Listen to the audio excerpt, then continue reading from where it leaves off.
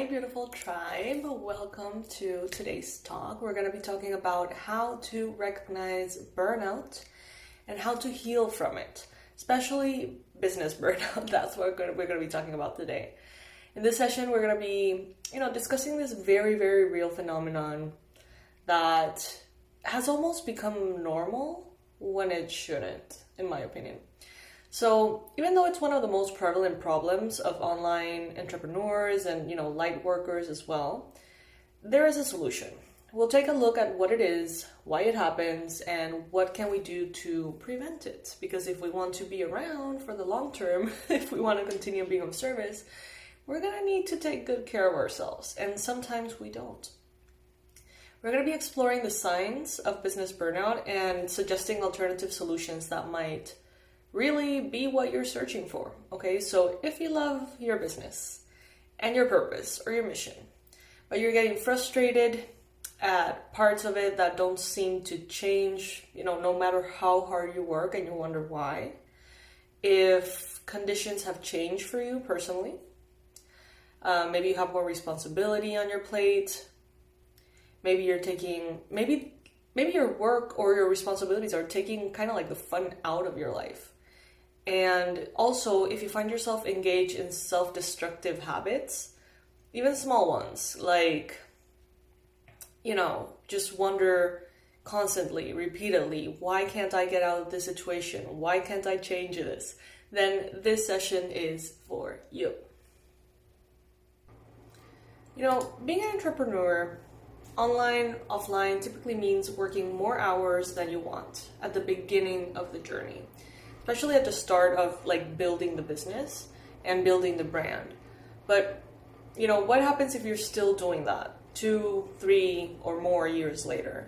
That's when burnout strikes, and that's where the problem lies. So I'm sure that you've heard the term many times thrown around everywhere, but what exactly is burnout and why does it happen? It is defined as a physical and emotional exhaustion that takes all the joy out of your business and pretty much saps away your ability to be proactive and to be engaged with that which you love. In that way, it's kind of dangerously parallel to depression, in my opinion. It can manifest anytime in your career whenever two conditions creep into your work life: stress and the feeling that your business is controlling you rather than the other way around. Okay, so that is a key way to identify it. We're going to go through a lot of different signs too. So the moment you have burnout creeping in, the stress that you're already feeling tends to magnify. And these are some very specific warning signs that we're going to be talking about to see if maybe you are there. See if this is for you.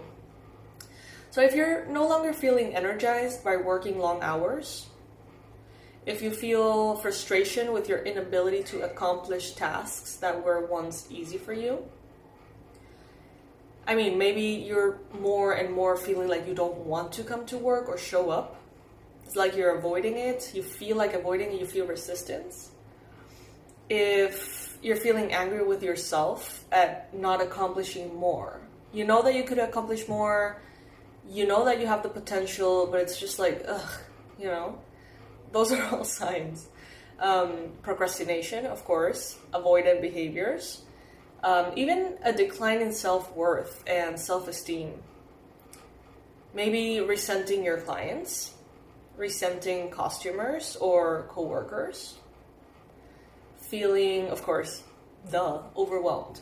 That's kind of like the main one, feeling overwhelmed. Feeling hopeless from time to time. And above all, it is characterized by physical and emotional exhaustion. It takes a toll on your family relationships, your health, your business, your well-being, your everything. And it starts to make kind of like a mockery of your freedom-based purpose and the whole reason why you're going into business by yourself. My assistant Chai agree, my little kitty. So yeah, it's like if you're doing this whole thing, your own business, your own way, your own path to create the life that you want, and it's ending up being harder than previous jobs, that's kind of not the point. So let's see how we can get you out of that space if you are in it.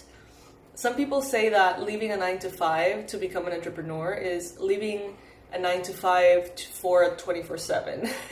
But it doesn't have to be the case. You can accomplish so much and be so connected and aligned, and also be very healthy and well. So let's see how we can get to that, okay?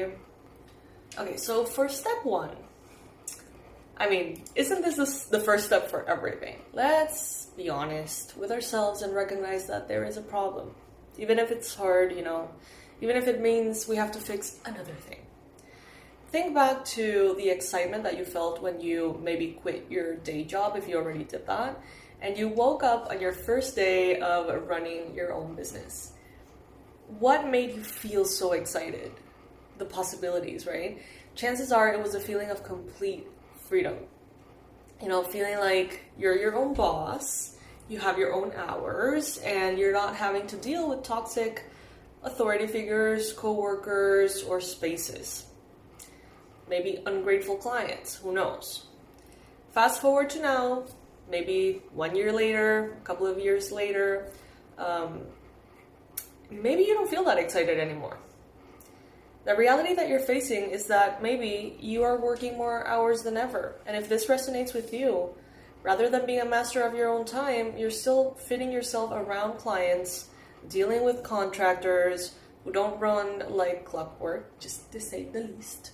And try to find maybe time for yourself, for your health, for your well-being, for your meditating, for your trips, for spending time in nature, your family, And in a way it's important. I mean, in many ways it's important, but your health might be suffering because of this. Your sleep schedule may have gone right out the window, some of you. Maybe some of you are either up all night, unable to sleep, but too tired to work as well. You may start to feel like you're sleeping longer, that you're taking naps or having necessity to take naps when maybe you have actual deadlines or important things to do. Some of you may not be having fun at all. And I remind you that this is not the point of having your own business. On the contrary, right? It becomes the norm, but it doesn't have to. So, add to that pressure of always having to achieve. Everything becomes a competition with yourself, with peers, top influencers, right? It's like you're always comparing yourself to others, perhaps.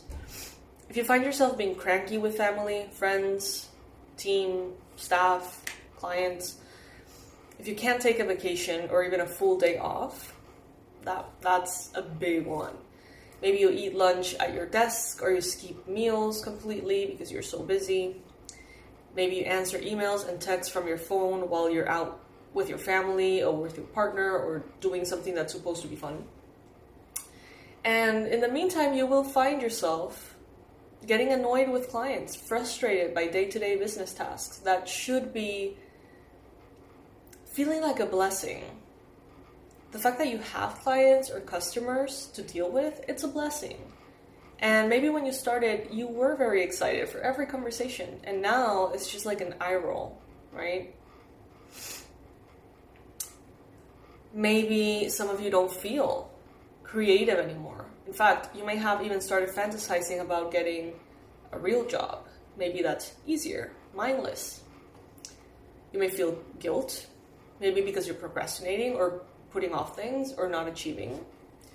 Your logic now runs along the lines of, I should be achieving as much as so and so. That person is a success. Maybe if I work harder, I'll be more successful. Maybe if I'm more successful, then I'm going to be happier. And these very same super successful influencers, celebrities, whatever, that you're modeling yourself around, just that fact might be giving a very negative message to yourself. That you can't afford a high-ticket spa day. That you're not an action taker. That you're not enough. That you can't treat yourself. That you don't have time.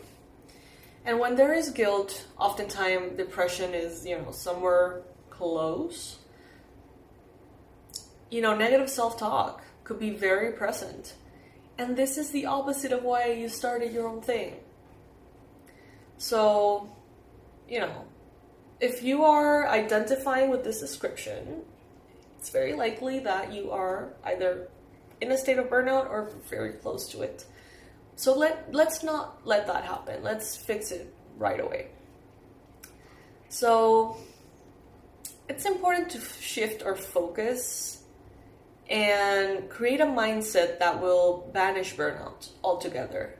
And of course, all the symptoms that accompany that. So we can talk about changing the way that you see happiness and success to create a positive new reality. But there are also simple actions that we can take too. Steps to put in this position of being able to look at things with optimism and a positive mindset so we can become enthusiastic and energetic again. So it blooms out of us instead of being just another thing that we have to get our minds around. Alright, so step 2, a little bit more complex than just realizing there's a problem. Making yourself your top priority. Why is this so hard? So talk to any entrepreneur about his or her business and inevitably to come around to not being able to shut one's mind off. That's just very present. And in fact, it's one of the first signs that you might be heading for burnout. So instead of taking breaks or relaxing for the evening, your mind is grappling with how you're going to tackle various problems or tasks, or maybe you're working after booking the event off, helping a client with a genuine or not so genuine emergency. Maybe you're always on alert.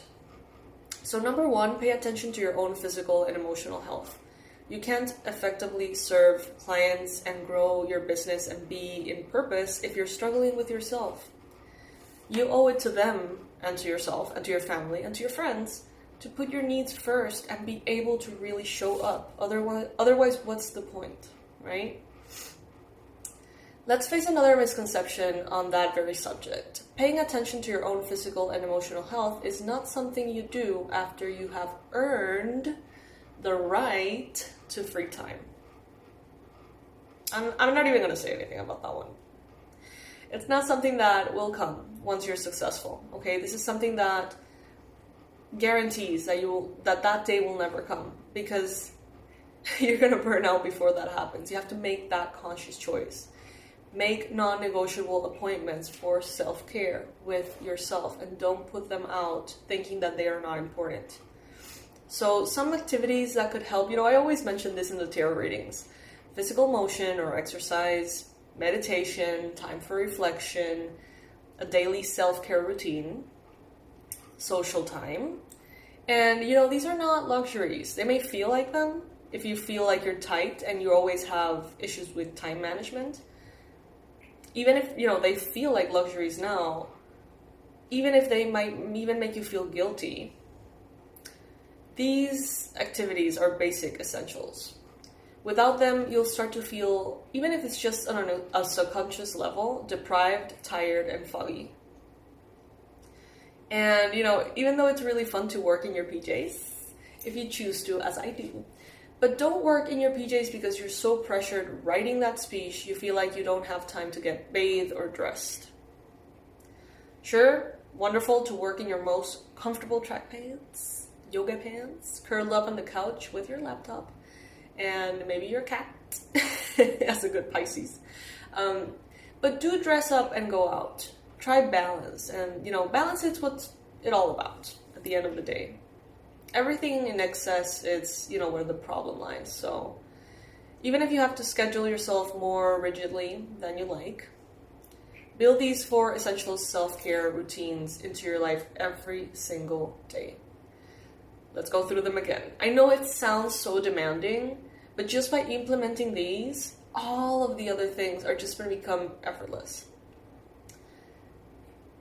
Exercise is something that people don't love, right? I don't particularly love it for the sake of exercising. But if you find something that you really enjoy, aerial silks, surfing, pole dancing, all of these things are things that really recharge me. And they're not things I do because I want to have exercise. I do them because they're fun. And I happen to be doing exercise in the meantime. Think about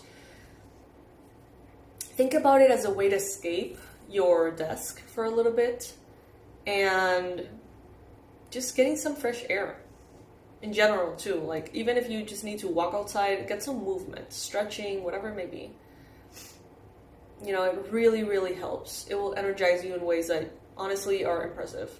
Yoga, of course, as a yoga teacher, you know, it's a wonderful way to stimulate not only your blood cells, but your mindset, you know, to get you centered. Any type of activity that shifts your brain out of that overwhelm and raises your positive energy is well worth the investment. And when you're not burned out, it doesn't have to be so difficult to come back to that task. You know, swimming, I love swimming too.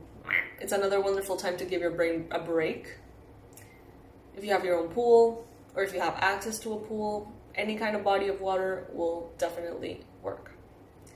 Time for meditation, reflection. And, you know, this can take as little as 15 minutes. One problem is that when you are in a state of burnout, particularly if it is associated with overwork, taking 15 minutes just reinforces your message to yourself that you don't have time. So do yourself a favor and make a meditation at least 30 minutes. Don't do it just to get it out of the way. It might take your brain at least 20 minutes to slow down, believe it or not. Music also helps greatly, fast-tracking your brain out of hyperactive thought patterns. And you can sample and find your ideal music for relaxation or yoga. You know, it's like you can create your own little system that doesn't feel like another thing you need to do, but instead gives you the space to breathe. You can find the right time to do these things. You can have a morning routine, you can have an evening routine. The way I design it for myself, I have an app for ADHD people. And it really helps to keep myself on track of my the things that I do to be healthy, from oil pulling to intermittent fasting to moisturizing to whatever it may be, you know. And setting all of those routines up, they help you not having to contain them in your brain, occupying more space. I love music too, like music that energizes you, stimulates your brain, you know, kind of makes you feel like you need to dance. All of that really helps.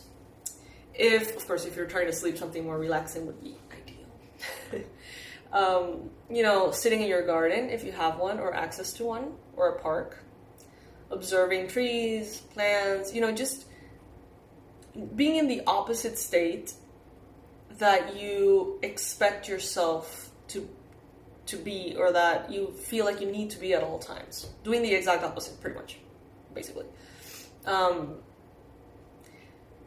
Self-care, hygiene, spiritual hygiene, physical hygiene, the home. If you don't have time for these things, if you put them last, you're basically telling yourself that you don't matter. That everything else and everyone else in your life matters more than you do. That's kind of sad. I don't know, isn't it? Not only is that harmful and hurtful for yourself, but you're also teaching those around you that you don't matter either. You know, without a good self-care routine, you will find yourself feeling more stress, less self-worth. You're going to have weaker boundaries, and people are going to notice that they can push you around. Self-care essentials differ for people. So I wouldn't be cut dead without a manicure and a pedicure, one person might say, while another insists that getting 6 glasses of water a day and maintaining a healthy skin is their most basic self-care need. Everyone's self-care is going to be different. So someone who's severely depressed might concentrate all of their energy just on brushing their teeth, and that's a reality, and I've been there too. To another, getting their teeth regularly whitened at the dental clinic feels like a ground level necessity. For everybody's different, okay? It spills over into the area of health. It makes sure that you go to the dentist for a checkup every 6 months, take time for medical appointments, and allow yourself time daily to get enough sleep. These things we take for granted, and before we know it, not only are we not doing them, but the effect it's having in our life is ridiculously negative. All of this I tell you by experience. Learn through my mistakes. Don't go through the same thing I have gone through in the past. Um, you know, emotional routines, allowances, all of that, 5 minutes here, 10 minutes there, it makes a difference. It really does. I feel like I'm trying to convince you, but honestly, you know this very well. If not, I know that you know. If you're here listening and you've gotten to this point of the class or the talk, it's because you resonate with this. And as I mentioned, I've been there, I've gotten out of there, and it's a better way. You're more productive when you're not an overdrive. It seems counterintuitive and it seems kind of like opposite, but when you rest, the moments that you actually work, even if it's way less, they're way more effective. And, reading can also be really nice. Finding yourself that moment to just curl on the couch, have some tea, read a novel that takes you away from everything is just so nice.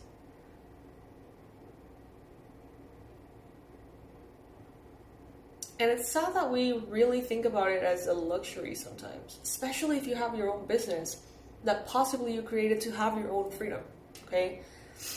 Daily skincare, pedicures and manicures, hairstyling, dressing well in the clothing that you love helps.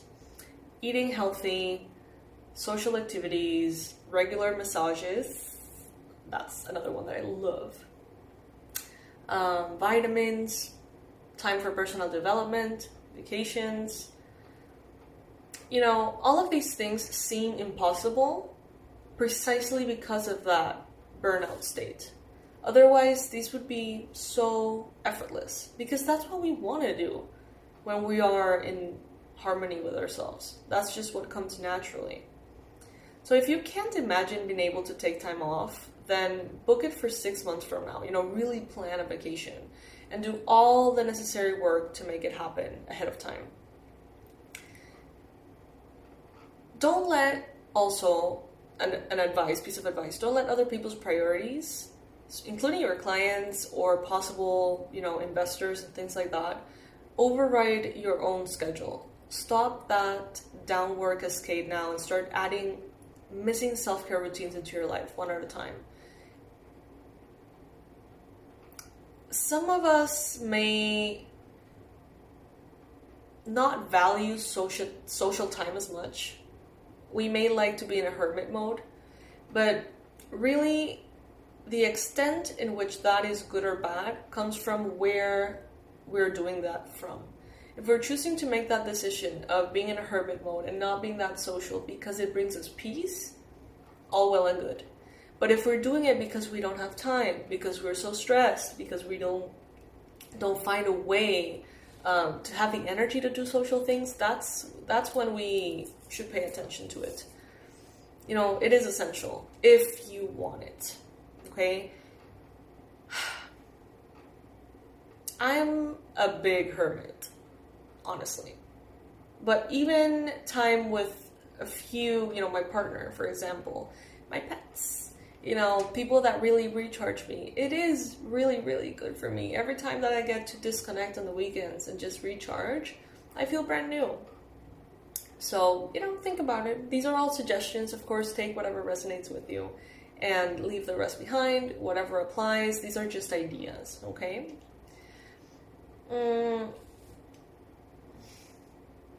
Sometimes we say that we're socializing through the internet. That doesn't really count. I mean, it does. You can have very beautiful interactions and connections. Of course, you guys basically know me only from the internet, 99% of you, and I feel very close to you, and we get to connect, and it's all good. But it shouldn't replace that human contact, that energy exchange on a physical level, unless you're in a moment in which that's what you're looking for. But if you're craving it, finding a way for it is also very important.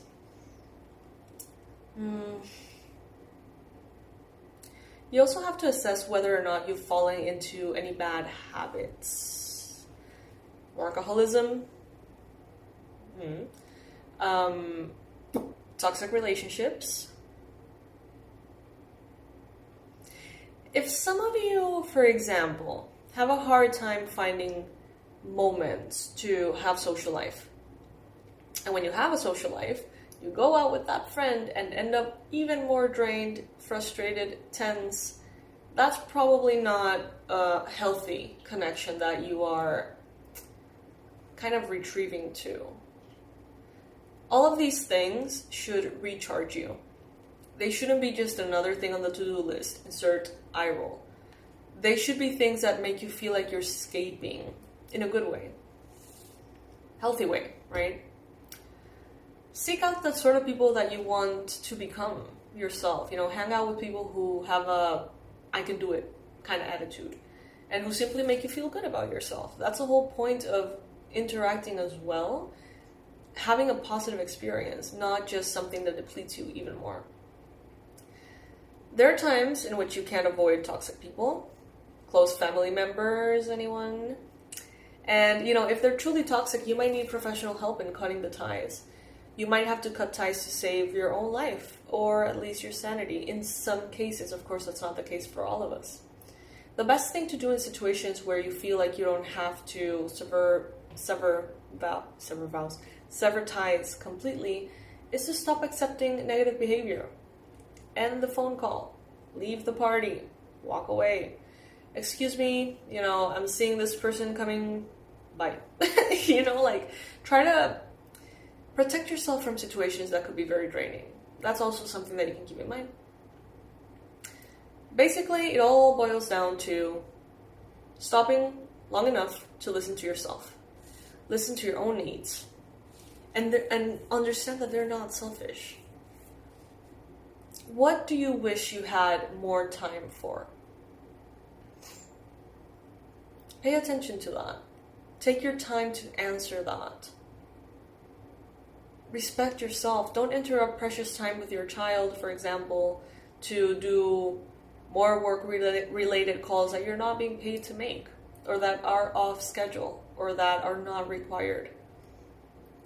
If switching the phone off feels like an instant panic attack, maybe that's exactly what you need to do. Set a particular time every day. Maybe instead of trying to answer emails all day as soon as they come in, just set 20 minutes on lunchtime, after previously to lunchtime, and answer them then.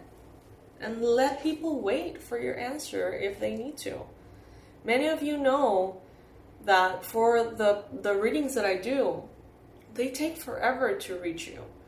And sometimes it takes forever for me to answer emails. And I know it may feel like I'm being rude. And I know that some people are just not going to allow it, not going to tolerate it. And that's just how I know that they're not my people. Because if they are my people, I know that you will want me to be well. You will want the reading that I have to do for you to be in alignment with spirit, not something that I do to get out of the way. Same for the answers to your questions through email. I don't want to do things to get them out of the way. And I honor myself to be able to show up properly when I get to. So, identifying what you need to add to your routine is a good first move. It's a good second step. The first one will be to just admit that there's a problem, right? Find a way to open that space. Okay, that's going to be kind of like your homework for this step 2. All right, step 3, get help. Get other people to help you with the task. If they're too much, they're too much. We talked about not being able to shut your mind off, resulting in actions like taking maybe business calls in the middle of a self-care or family time. This is also a big sign that you cannot run your business all by yourself, and that you can't be all things to all people all the time. It's time, if you're feeling this way, resonating, to seriously consider getting help. The solopreneur dream might feel romantic, but the reality is that no one can do and be everything all the time. It's exhausting, eats at your profits. Anyway, stop, it doesn't let you really shine. It makes you just burn out. I'm someone who has a hard time letting people in. And sometimes, at the beginning of my journey, I thought, well, it's going to take more time to get someone up to date than to actually do the thing myself. believe me, out of experience, help is great for your online business, for any business. So, make a list of the tasks that you procrastinate on the most. First, it will be a relief simply to have these off your plate and out of your mind. And if you can't delegate them, automate them. And if you can't automate them, then outsource them all at once. Start with a task that is draining you the most. Here are common suggestions for outsourcing. That is, giving the task to a freelance contractor who not only specializes in that task, who's an expert, and who could probably do it better than you can, okay? So you can outsource your customer service in your business. You can outsource bookkeeping and accounting, technical and technological aspects of your business, graphic design, website creation, website maintenance, social media management, affiliate management. You can start with small projects if you've never outsourced before. I use help in many different ways. Client and customer service is done by Jay, my current assistant, and also web maintenance and all things website, all things technical that I don't particularly care to learn about. Social media, well, I pretty much do this myself, but I record the videos and then I give them to Jay, and Jay goes ahead and puts everything on and schedules them ahead of time, and shaves off a huge amount of work for me. How can you focus on doing what you love the most and delegate other things to other people? You can look for a talented team who can work independently, because the last thing you need is someone to have to micromanage, right? Get referrals from people you trust. Fiverr, Upwork are wonderful places to find serious people to work with that are great. And decide which specific aspects of each category you want to outsource. So do you need to outsource that entire category or just the troublesome tasks? For example, I can do the videos, but I need help with the other things. For example, you might want to split your customer service between answering easy questions in a Facebook group and maybe a help desk. Or you might want someone to specifically handle refunds or customer questions. Consider hiring someone to set up a great frequently asked questions section. That can help a lot too.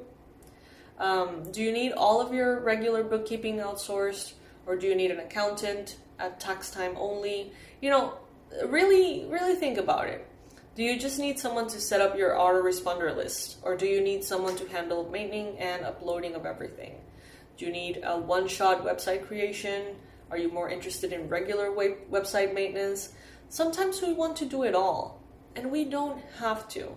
And sometimes the time that it takes for us to learn every single thing and do it ourselves really not only takes so much energy, time, space, time away from all the things that you could be doing that you are enjoying, time away from yourself, stress, frustration, and making things take way longer than they need to. I've been doing this for around 10 years, and I have gone through every bit of the business doing it first myself. And it's great because I do understand it better. And if I need any kind of help and I can't get it, I know how to fix that thing on the website. I know how to go about with the accountant and the lawyer. I know how to do all the things that I ask help with. But it took me forever. You know what I mean? Like, I could have been in 2 years maybe where I am right now instead of 10, because I was stubborn and I wanted to do everything myself. And now, looking back, I realize that is really not necessary. There are people that can help you with social media that they can do it way better than you can. Same for website creation, same for anything, photo shoots, whatever, you name it. Sometimes we think like, if I want it done right, I have to do it myself. You just have to learn how to delegate and how to really communicate properly. All right, that is step 1, 2, and 3.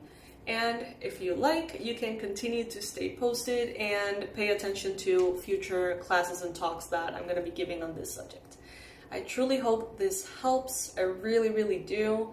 No one can do this for you, okay? So all these suggestions you need to implement yourself and truly love yourself enough to make this happen.